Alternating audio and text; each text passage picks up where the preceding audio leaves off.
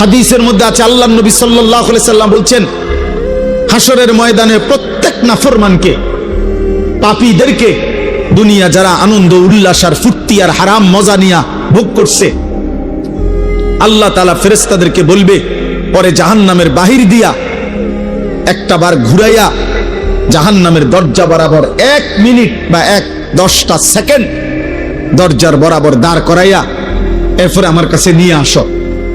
বিশুদ্ধ হাদিস। প্রত্যেক নাফরমানকে ফেরেশতারা জাহান্নামের বাহিরে ঘুরাইয়া দরজার সামনে 1 মিনিট বা 10টা সেকেন্ডের জন্য দাঁড় করাবে। জাহান্নামের একটা আগুনের বাতাস তার বুকটা বরাবর একটা ধাক্কা দিবে বাতাস। আল্লাহর কসম, নবী বলেন, ফেরেশতা যখন এরপরে ওই নাফরমান ব্যক্তিকে আল্লাহর সামনে আনবে, আল্লাহ তাআলা জিজ্ঞেস করবে, আমার বান্দা, দুনিয়ার হায়াত তো তুমি খুব আরামেই কাটাইছিলা, ঠিক না? তো সেই নাফরমান পাপী অথচ দুনিয়ায় যে ভোগ বিলাস করছে, সে আল্লাহকে বলবে, রব, জীবনের সুখ কি জিনিস আমি তা কোনোদিন দেখিনি। জাহান্নামে এখনো ঢোকে নাই, জাহান্নামের প্রথম বাতাসের ধাক্কা। প্রিয় ভাই, প্রিয় বন্ধু, দুনিয়া ভুলাই দিবে, সুখের দুনিয়া, সুখের দুনিয়া। এখনো অনেক ছেলে মাঝখানে মোবাইলের ছবি তুলাইতেছে। ফালতু বাপ, তুমি উঠে গেলে ভালো। আমি তো ভোটের জন্য আসি নাই, কাজে ব্যাপক জনসমর্থন আমার দরকার নেই। আমি নির্বাচনে প্রার্থী না, আমার কোনো ভোটের দরকার নেই, কাজে আমার ব্যাপক সমর্থন লাগবে এমন না। আমি 2-4-5 জন মানুষের সামনেও বয়ান করছি। অতএব দয়া করে আমি অনুরোধ করছি, আমাদের দিকে তাকাই আসুন। এবং সকল বক্তার ওয়াজ, নিজের ফায়দা দরকার। এই মোবাইলগুলোতে লক্ষ লক্ষ ওয়াজ আছে, সব বক্তার ওয়াজ আছে। দোস্ত, আমার জীবনে থাকা দরকার, আমার কলিজায় থাকা দরকার, আমার হৃদয়ে উপলব্ধি দরকার, আমার বিবেকের অনুভূতি দরকার।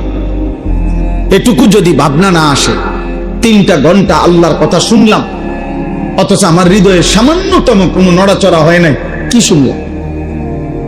বললই কি, শুনলামই কি? আয়োজনই হলো কি? হযরত জিবরাইল আলাইহিস সালাম প্রিয় নবী সাল্লাল্লাহু আলাইহি ওয়াসাল্লামের কাছে মানুষের সুরতে ওহী নিয়ে যতবার আসতেন, ততবার নবীজির সামনে এসে বসতেন। এবং প্রত্যেকবার বসতেন কিভাবে? এতটা মনোযোগ দিয়ে বসতেন, মুখোমুখি হয়ে। হাদিসে স্পষ্ট আছে, ফাআসনাদা রুকবাতাইহি ইলা রুকবাতাইহি, অর্থাৎ জিবরাইলের 2 হাঁটু রাসূলুল্লাহ সাল্লাল্লাহু আলাইহি ওয়াসাল্লামের 2 হাঁটু মুখোমুখি একদম বরাবর করে বসতেন। তো যদি আমার 2 হাঁটু বরাবর আরেকজন হাঁটু 2টা মুখোমুখি করে বসে, তাহলে বুক এটাও বরাবর, চেহারা এটাও বরাবর, এতটা বরাবর করে বসতেন। এরপরে নবীজির সাথে কথা বলতেন। এই জন্য আমাদের এই আখলাক দরকার। এটা সুন্নাত, এটা আমল, এটা আদব। আল্লাহর কথা শুনবার ক্ষেত্রে দোস্ত, শুধু কেবল বক্তা দেখলাম, কিছুক্ষণ শুনলাম, চলে গেলাম, এটা যেন না হয়। এটা যেন না হয়। কারো সুর ভালো, কারো টান ভালো, কারো হুঙ্কার ভালো, কারো ঝংকার ভালো, কেউ চিৎকার দিলে ভালো, কেউ কান্দা কান্দা কইলে ভালো, কেউ হাসাইলে ভালো। দোস্ত আমার, এটা কোনো মাহফিলের বিবেচ্য বিষয় না। এটা কোনোভাবেই ইনসাফের কথা না যে আমি শুধু এরকম কোনো একটা কিছুর জন্য অপেক্ষা করলাম, সুর দিলে আসি, নাইলে নাই, টান দিলে আসি, চিৎকার দিলে আসি, নাই তো নাই। না বাপ, আল্লাহর কথা এর জন্য না। কোরআনুল কারীমের মধ্যে আল্লাহ তাআলা বারবার এটা বলছেন, লাআল্লাকুম তাযাক্কারুন। কেন আমার কথা নাজিল করছি?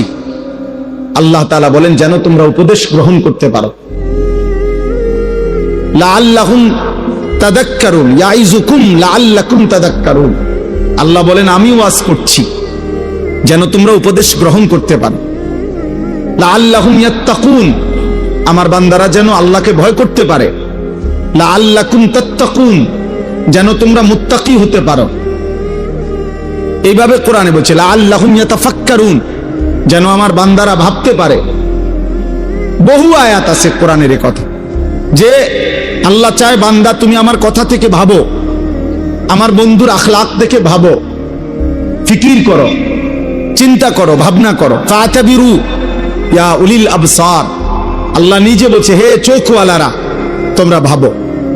ফাতাবিরু ইয়া উলিল আলবাব, হে বিবেক বুদ্ধিওয়ালারা তোমরা ভাবো। ইন্নামা ইয়াতাযাক্কারু উলুল আলবাব, আল্লাহ বলেন আমার কোরআন থেকে বিবেকবানরা উপদেশ গ্রহণ করে।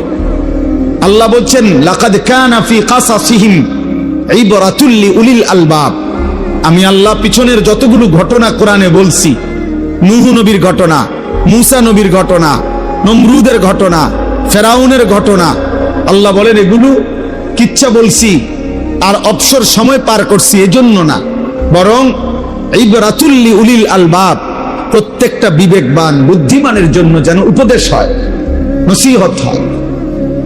কোরআনুল কারীমের মধ্যে আছে আল্লাহ বলছেন মূসা নবীকে, ভাইয়া তোমরা বসতে হবে, এই ছেলেরা, এই মোবাইলওয়ালা ছেলে বসো তুমি। দোস্ত আমি অনুরোধ করি, একটা ছেলেও, আমার হাত জোড় অনুরোধ তোমাদের কাছে, মোবাইল হাতে ধরে ভিডিও বা রেকর্ড করবে না কেউ, আল্লাহর ওয়াস্তে। এই মাহফিল আমি যখন কর্মজীবনের শুরু আমার, আমি তখন থেকে চিনি এই মাহফিল। এই মাহফিলে আমি নিজে শ্রোতা হয়ে ওয়াজ শুনছি, এইখানে বসে ওয়াজ শুনছি আমি। এটা ফল ব্যবসায়ীদের মাহফিল, ঐতিহ্যবাহী মাহফিল, আলহামদুলিল্লাহ। অল্প কয়জন ব্যবসায়ী মনে করেন আফেল উফুল বেচে, কিন্তু আল্লাহর দ্বীনের একটা ফিকির ধারাবাহিক করাতে আজকে তারা পুরো অঞ্চলের জন্য ব্র্যান্ড, তারা একটা প্রতীক। হাজারো মানুষ অপেক্ষায় থাকে যে ফল ব্যবসায়ীদের মাহফিলটা কোন দিন হবে। তাইলে কিছু অল্প মানুষ হোক, সামান্য হিম্মত হোক, কিন্তু আল্লাহর পথে লেগে গেলে, শুরু করলে একদিন আল্লাহ এটাকে অনেক দূর আগায় দেয়া।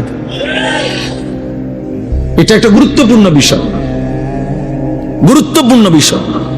এই জন্য দোস্ত আমি অনুরোধ করছি, আমরা প্রত্যেকে একজনও 2 দিন ব্যাপী এই মাহফিলের লাখ লাখ টাকা খরচ, কারো 10 টাকা, কারো 5 টাকা, কারো কষ্টে ভেজা টাকা, সারাদিন দামাদামি মুলামুলি করে এরপরে অর্জন করা বেচারার লাভের কয়টা টাকার থেকে সে এখানে মাহফিলে দিছে, আখিরাতের আশায় দিছে।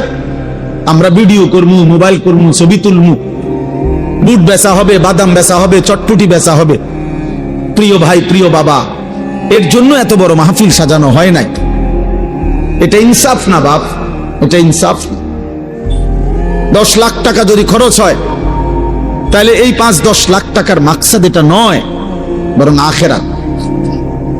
আখেরাত, পরকালের একটু সঞ্চয়, আখেরাতের একটু পুঁজি, আখেরাতের পুঁজি।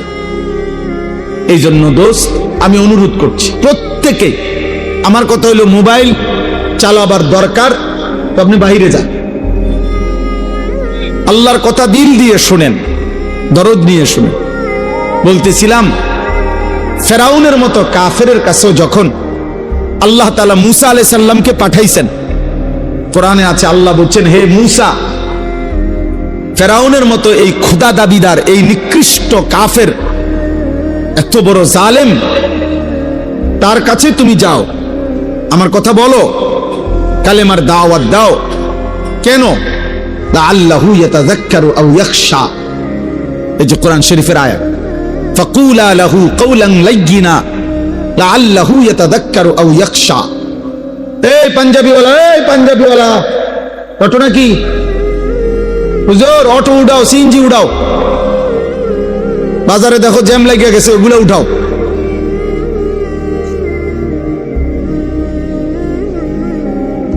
এই জন্য বললাম, আল্লাহ তাআলা বললেন মূসাকে তুমি ফেরাউনের কাছে আমার দাওয়াত দাও, কালেমার কথা বলো। কেন? লাআল্লাহু ইয়াতাযাক্কারু আও ইয়াখশা, হয়তো সে উপদেশ গ্রহণ করবে অথবা আমি আল্লাহকে ভয় করব।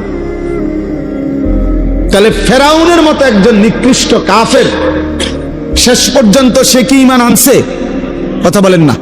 কিন্তু তবুও আল্লাহ তাআলা তার কাছেও যখন পেশ করছে দিন, মুসা নবীকে পাঠাইছেন, বলছে আমি আল্লাহর উদ্দেশ্য, হয় সে উপদেশ গ্রহণ করবে, নয়তো আমি আল্লাহকে ভয় করব। তাহলে পৃথিবীর নিকৃষ্ট কাফেরের কাছেও আল্লাহর দিন পৌঁছানোর উদ্দেশ্য একটাই, উপদেশ গ্রহণ, আল্লাহকে ভয় করা। তো সেখানে আমাদের কাছে আল্লাহর দিন পেশ করার মাকসাদ কি? তামাশা শুধু? তাইলে আপনি বক্তা যাচাই করে কি লাভ? যে অমুক বক্তার সুরটা ভালো হইছে, অমুক বক্তারে এটা ভালো হইছে। আমার ভাই, এটা দিয়ে হবে কি? এটা দিয়ে কি হবে? আখিরাত দরকার, আখিরাত দরকার, আখিরাত দরকার। আপনি যদি বুঝেন তবুও আখিরাত হবে, আপনি যদি না বুঝেন তবুও আখিরাত। ভুলে গেলেও আখিরাত হবে, স্মরণে থাকলেও আখিরাত হবে। গোলামি করলেও আখিরাত হবে, নাফরমানি করলেও আখিরাত হবে। সেজদা দিতে দিতে কেউ আব্দুল কাদের জিলানী হলেও মরে যাবে, নাফরমানি করতে করতে কেউ ফেরাউন নমরুদ হলেও মরেই যাবে। ওয়াজাআত সাকরাতুল মাউত বিল হক যালিকা মা কুনতা মিনহু তাহিদ। আল্লাহ বলে, বান্দা সত্য সত্যই একদিন, যেদিকে যাও না কেন বান্দা, যত পলায়ন করো না কেন, যতবারই ভেগে যাও না কেন, একদিন সত্য সত্য মৃত্যুর যন্ত্রণা আসবে। আর মৃত্যুর যন্ত্রণা সাকরাতুল মাউত আল্লাহ কোরআনে ব্যবহার করছেন, তাফসীরের মধ্যে আছে, কারো মৃত্যুর যন্ত্রণা যখন শুরু হয়, যদি সে বিগত 900 বছর পৃথিবীতে হায়াত পেয়ে থাকে আর 900 বছর আল্লাহর নাফরমানি করে থাকে, কিন্তু 900 বছরে কোনোদিন 1 সেকেন্ডের জন্য কোন রকমের দুঃখ, কষ্ট, বেদনা, এক ফোঁটা চোখের পানি পড়ে নাই, একটা সুইয়ের কাঁটার আঘাত লাগে নাই, পুরাপুরি 900 বছর যেই নাফরমান সুখ আর আনন্দ আহ্লাদে এই দুনিয়া কাটাইছে, খোদার কসম তাফসীরে লিখছে, মৃত্যু যন্ত্রণার প্রথম সেকেন্ডে, 1 সেকেন্ডে আজরাইল জান কবজের আগ মুহূর্তে, মৃত্যু যন্ত্রণার প্রথম মুহূর্তেই 900 বছরের সুখ আর আনন্দ নাফরমান ভুলে যাবে, ভুলে যাবে, ভুলে যাবে। পরবর্তী সেকেন্ড যদি তাকে জিজ্ঞেস করা হয়, হে আল্লাহর বান্দা, বিগত দুনিয়াটা তো তুমি খুব আরাম এবং আয়েশে কাটাইছিলা, খোদার কসম তখন ওই নাফরমান বলবে, মাওলা সুখ কি জিনিস আমি তার জীবনে কোনোদিন দেখি নাই, অথচ সে সুখেই ছিল। হাদিসের মধ্যে আছে, আল্লাহর নবী সাল্লাল্লাহু আলাইহি সাল্লাম বলছেন, হাসরের ময়দানে প্রত্যেক নাফরমানকে, পাপীদেরকে, দুনিয়া যারা আনন্দ উল্লাস আর ফুর্তি আর হারাম মজা নিয়া ভোগ করছে, আল্লাহ তাআলা ফেরেশতাদেরকে বলবে, পরে জাহান্নামের বাহির দিয়া একটা বার ঘুরাইয়া জাহান্নামের দরজা বরাবর 1 মিনিট বা 10টা সেকেন্ড দরজার বরাবর দাঁড় করাইয়া এরপরে আমার কাছে নিয়ে আসো। বিশুদ্ধ হাদিস। প্রত্যেক নাফরমানকে ফেরেশতারা জাহান্নামের বাহিরে ঘুরাইয়া দরজার সামনে 1 মিনিট বা 10টা সেকেন্ডের জন্য দাঁড় করাবে। জাহান্নামের একটা আগুনের বাতাস তার বুকটা বরাবর একটা ধাক্কা দিবে বাতাস।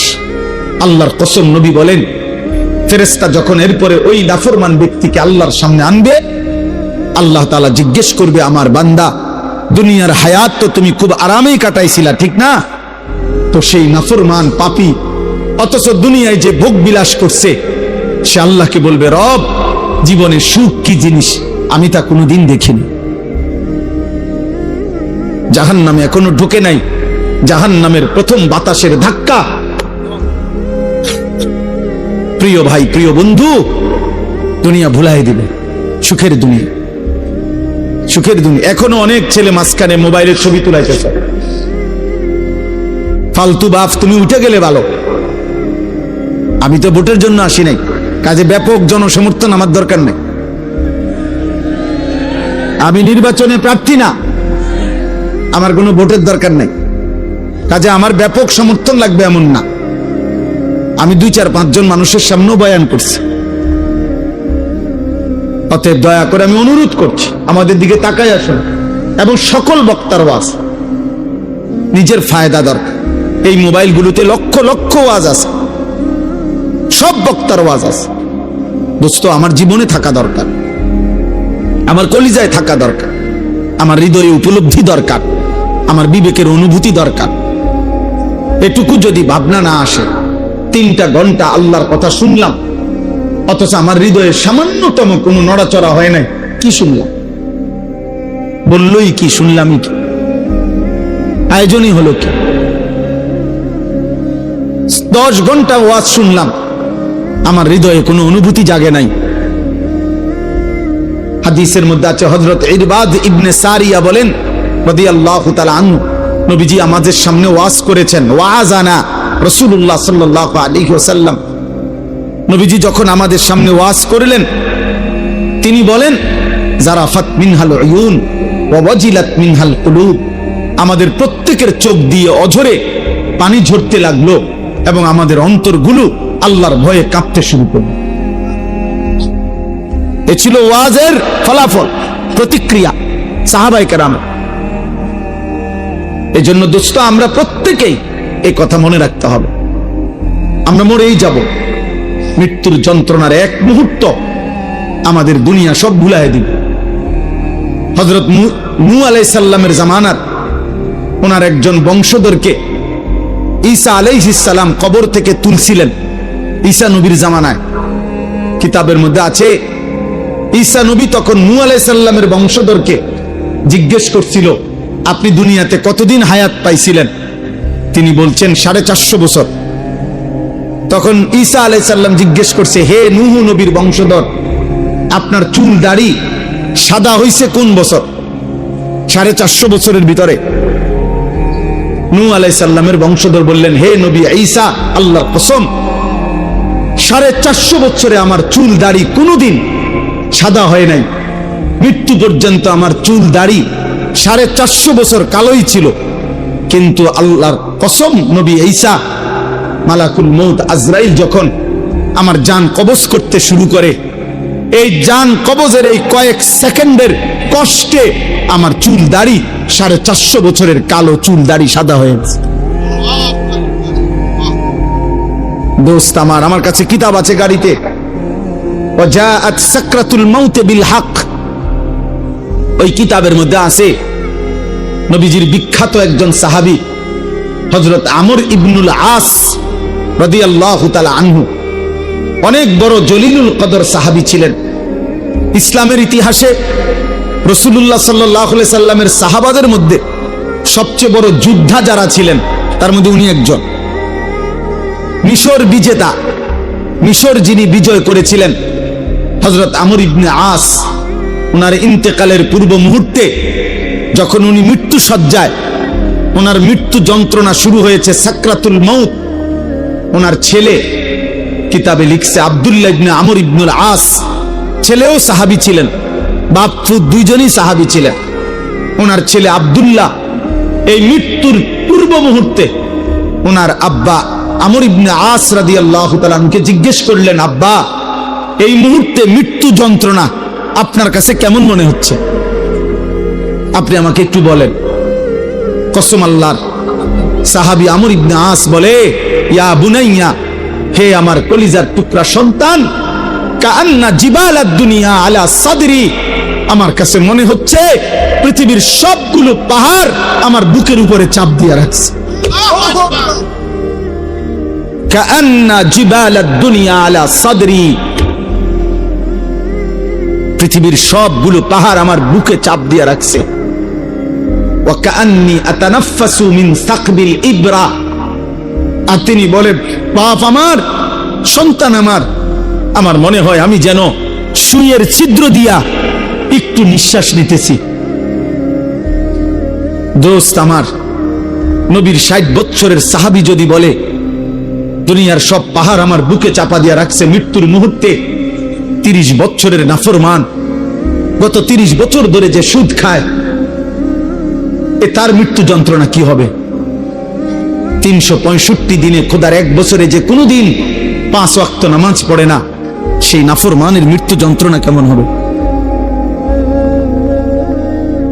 বছরের পর বছর যারা হারাম খায়, হারাম উপার্জন করে, মিথ্যা বলে, হারাম রোজগার করে, বছরের পর বছর যারা বেপর্দা, বছরের পর বছর যারা রাতের পর রাত যুবক, নারী, ছবি, অস্থি দৃশ্য, উলঙ্গ নাচ গান, মোবাইলের অসভ্যতা নিয়ে ব্যস্ত আছো বাপ। তুমি বাপ যদি মরে যাও, মৃত্যুর মুহূর্তে তোমার যন্ত্রণা কেমন হবে? কেমন হবে? সাথী আমার, দোস্ত আমার, বন্ধু আমার, আমি অনুরোধ করছি আজ এই 2 দিন ব্যাপী তাফসীরুল কোরআন মাহফিলে আমি ছোট ভাই, আমি অনুরোধ করলাম, কবর ভুলে গেলে চলবে না, মৃত্যু ভুলে গেলে চলবে না। ভুলে গেলে কেউ থাকতেও পারে নাই, অহংকার করে কেউ থাকতে পারে নাই, নাফরমানি করে কেউ থাকতে পারে নাই, আল্লাহর হাত থেকে কেউ ছুটতে পারে নাই, আল্লাহর বাঁধন থেকে কেউ ছুটতে পারে নাই বাপ। আয়াহসাবু আল্লান ইয়ারাহু আহাদ, আল্লাহ বলে আমার বান্দা কি জানে না? সে কি ভেবেছে তাকে কেউ দেখে না? আমার থেকে ছুটবা কেমনে বান্দা? আমার থেকে ছুটবা কেমনে? কোরআনুল কারীমের 21 নম্বর পারা, কোরআনুল কারীমের 32 নম্বর সূরা, সূরা সাজদা। এই যে আমরা যে সেজদা দেই নামাজে, এই সেজদা, এই সূরাটার নাম। এই সূরার 5টা আয়াত, 10, 11, 12, 13, 14, 15, না 14, 10, 11, 12, 13, 14, এই মোট 5টি আয়াত আমি আপনাদের সামনে তেলাওয়াত করেছি। এই আর অল্প একটু সময় ইনশাআল্লাহ। আমার মূলত বয়ান করার কথা ছিল মাগরিব বাদ। আমার ব্যক্তিগত সমস্যার কারণে আমি আব্দুল কুদ্দুস ভাইকে বলছিলাম এশার নামাজের পরে বয়ান করব।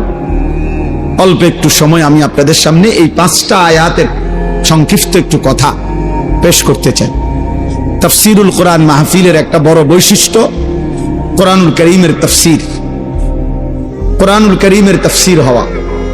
কোরআনুল কারীমের তাফসীরের ক্ষেত্রে লক্ষণীয় বিষয় হলো প্রত্যেকটা বিবেকবান মুসলমানের লক্ষ্য রাখতে হবে, যিনি কোরআনুল কারীমের তাফসীর করছেন তার কথার মধ্যে, তাফসীরের মধ্যে 6টি জিনিস থেকে কথা থাকতে হবে। তাফসীরুল কোরআন হইতে হবে, কোরআনুল কারীমের প্রথম তাফসীর করতে হবে কোরআনেরই ভিন্ন কোনো আয়াত দ্বারা। আমি এই আয়াতের তাফসীর করবেন তো কোরআনের অন্য আয়াত দ্বারা।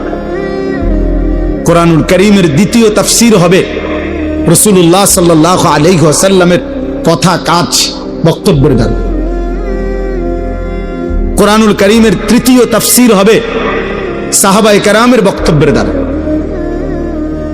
কোরআনুল কারীমের চতুর্থ তাফসীর হবে সাহাবাদেরকে যারা ঈমানের সাথে দেখছেন, সাহাবাদের থেকে দ্বীন শিখছেন যারা তাবিঈন, তাদের বক্তব্যের দ্বারা।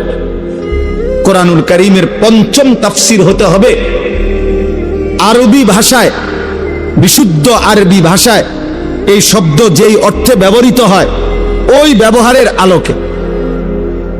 কোরআনুল কারীমের ষষ্ঠ তাফসীর হইতে হবে যিনি বলতেছেন তিনি পূর্ণ ঈমান, আমল, তাকওয়া সহ সুস্থ, পক্ষপাত মুক্ত, আকলে সেলিম, সুস্থ, সুন্দর, স্বাভাবিক, আমল আখলাক ওয়ালা আকলের অধিকারী কিনা সেটা লক্ষ্য কর। বুঝেন নাই কথা? আকলে সেলিম হওয়া। এই জন্য পৃথিবীতে এই 6টি মূল সূত্র থেকে বিচ্ছিন্ন কথা যত সুন্দরী হোক, জাকজমকই হোক, যত চমৎকারী হোক, সেটা তাফসীরুল কোরআন হতে পারে না। তাফসীরুল কোরআন হইতে পারে না। ব্যক্তিগত কথা, নিজস্ব চেতনা, পূর্বসূরীরা কে কি বলছেন এত কিছুর দরকার নাই। আমি বুঝছি এটা, আমার মত এইটা। এই কথার উপরে রাসূলুল্লাহ সাল্লাল্লাহু আলাইহি ওয়াসাল্লামের কথা, সাহাবাদের কথা, তাবিঈনের কথা, আরবি ভাষার বিশুদ্ধ রীতির কোনো কথা এগুলো নাই, এগুলো বাদ দাও। আমি যেটা বলছি এটা, আমি কি কম বুঝি নাকি? না, আপনি কিচ্ছুই বোঝেন না, আপনি ঘোড়ার ডিম বোঝেন, আপনি ঘোড়ার ঘাস বোঝেন, আপনি কিছুই বুঝেন না। আপনি যদি বুঝতেন তো এটা বুঝতেন যে পূর্ববর্তীদের বক্তব্যের আলোকে, রাসূলুল্লাহ সাল্লাল্লাহু আলাইহি সাল্লামের আলোকে আপনার ব্যাখ্যা করা উচিত ছিল। এজন্য কোরআনুল কারীমের মধ্যে আল্লাহ তাআলা বলছেন, হে বন্ধু, আমার কোরআনুল কারীমের অক্ষর হুবহু আমি আল্লাহ যেভাবে নাজিল করেছি হুবহু শতভাগ নিখুঁত মুখস্থ রাখা আপনার অন্তরে, এটা আমি আল্লাহর দায়িত্ব। আপনি যখনই পড়তে চাইবেন, আপনার উম্মতের সামনে পড়তে পারা, আপনার এই যোগ্যতা, এই তৌফিক আমি আল্লাহর দায়িত্ব। যখনই আপনি ব্যাখ্যা করতে চাইবেন, আমি আল্লাহ কি বুঝাইতে চাইছি, এটা যদি আপনি বিশ্লেষণ করতে যান, সেই বিশ্লেষণটাও বলে দেওয়া আমি আল্লাহর দায়িত্ব। এটা আমার জিম্মাদার। লা তুহাররিক বিহি লিসানাকা লিতা'জারা বিহি ইন্না আলাইনা জামআহু ওয়া কুরআনা। আল্লাহ বলেন, আপনার অন্তরে কোরআন হুবহু বসিয়ে দেওয়া, মুখস্থ করিয়ে দেওয়া, আপনার জবান দিয়ে যতবার ইচ্ছা আপনার উম্মতের সামনে পড়িয়ে দেওয়া, পড়ার তৌফিক। এর একটু পরে আছে সুম্মা ইন্না আলাইনা বায়ানা। এই বায়ানা মানে অর্থ হলো, বায়ান মানে হলো ব্যাখ্যা, তাফসীর।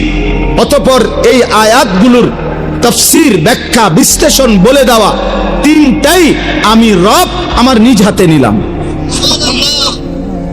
সুবহানাল্লাহ, সুবহানাল্লাহ। এজন্য রাসূলুল্লাহ সাল্লাল্লাহু আলাইহি সাল্লামের প্রতি শব্দ, প্রতি উচ্চারণ, প্রতি বাক্য সব কিছু রব কর্তৃক, আল্লাহ কর্তৃক নিয়ন্ত্রিত। তিনি যখন হাসতেন তো ঠিক কতটুকু হাসবেন এটা আল্লাহ তাআলা নবী সাল্লাল্লাহু আলাইহি সাল্লামকে সাজিয়ে দিয়েছে।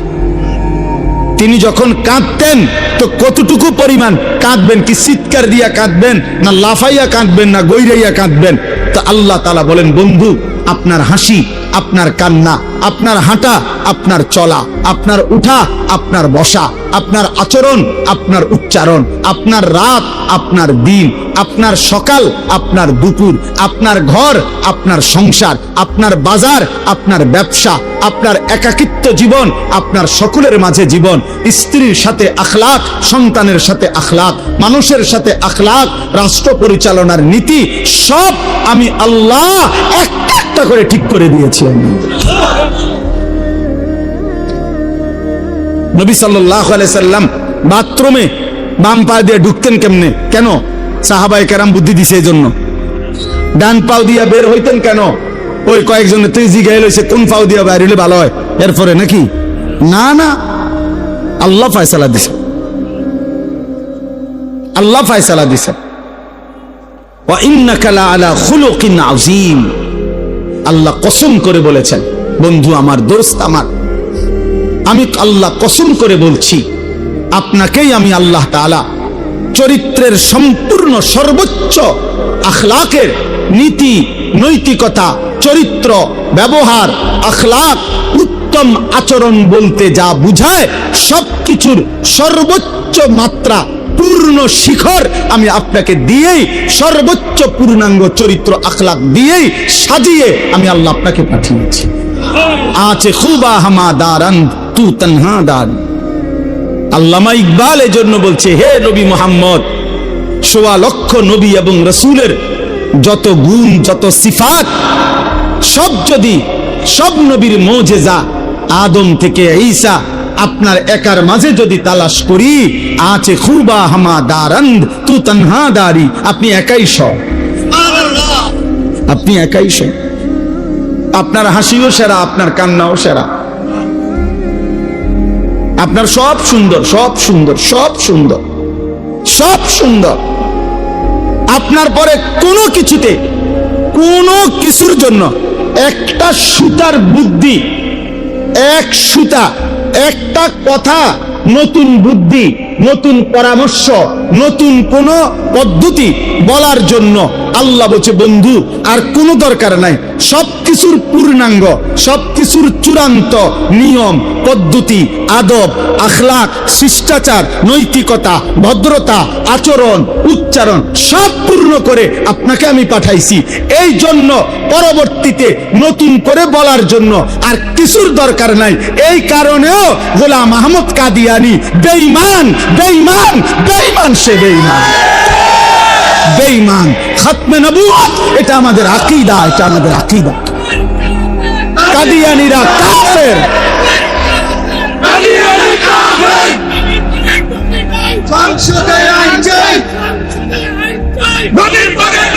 এটা নিশ্চিত, এটা মনে রাখ।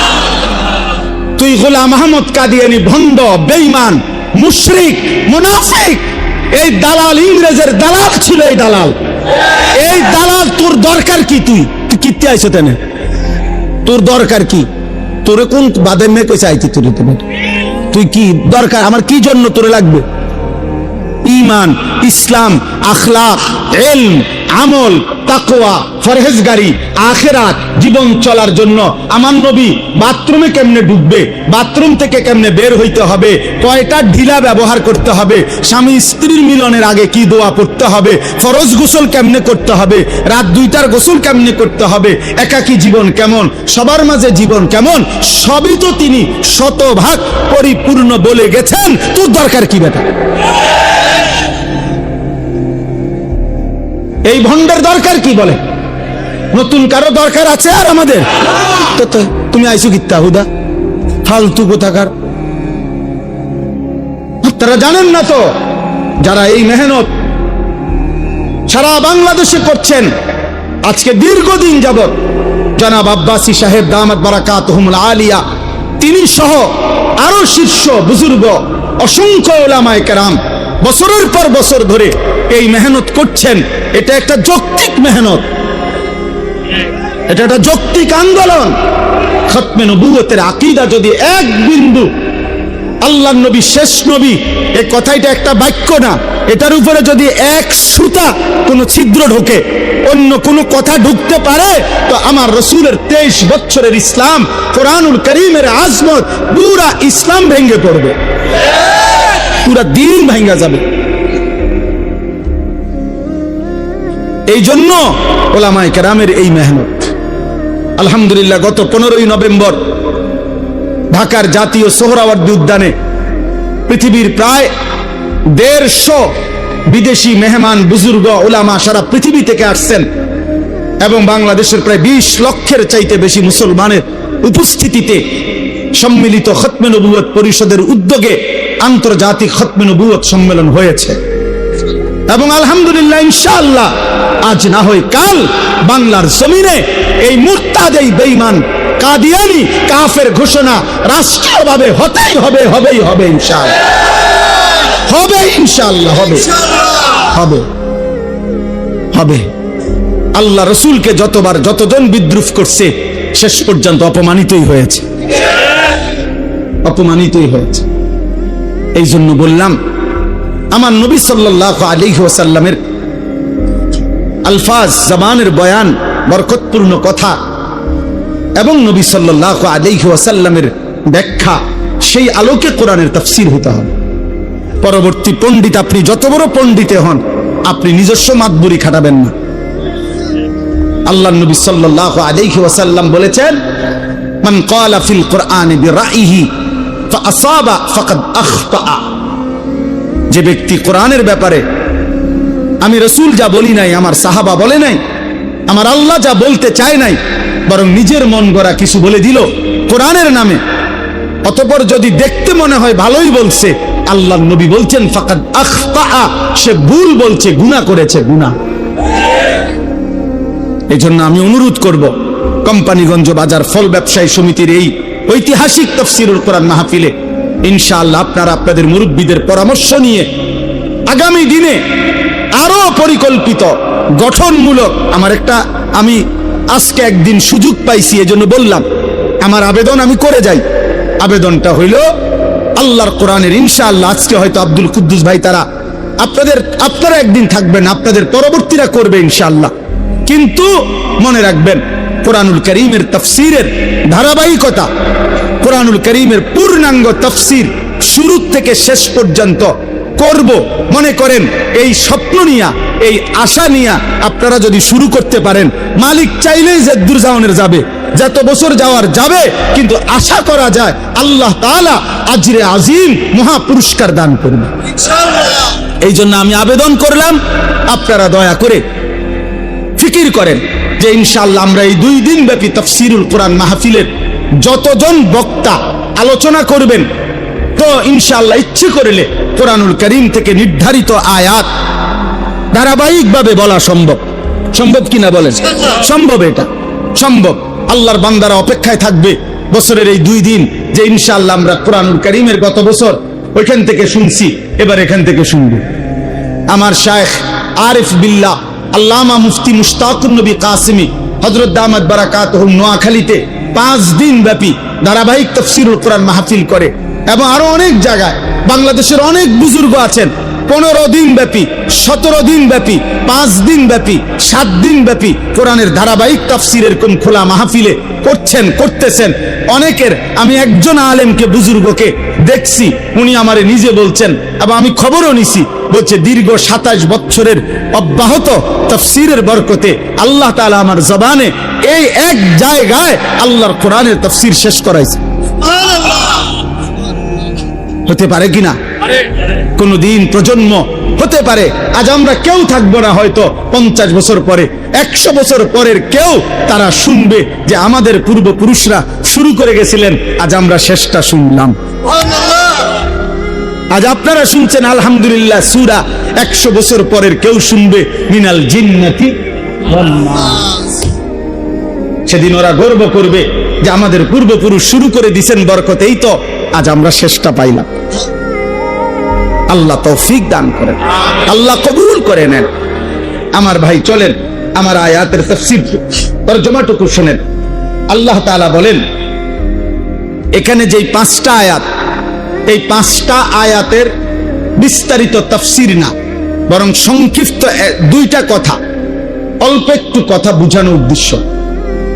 1 নম্বর কথা হলো, রাসূলুল্লাহ সাল্লাল্লাহু আলাইহি ওয়াসাল্লাম মক্কার জমিনে যখন কালেমার দাওয়াত দিতেন, ইসলামের দাওয়াত শুরু করলেন, তো মক্কার কুরাইশ কাফেরদের কাছে প্রত্যেক নবীর, মনোযোগ দিয়ে শুনতেছেন তো? বুটখানা বন্ধ তো? মোবাইল টিফা বন্ধ তো? আর বুট খাইয়েন না, বাঁচলে 2 দিন মাহফিলের পরে আলগা জায়গা গিয়ে বুট খাবেন। বলেন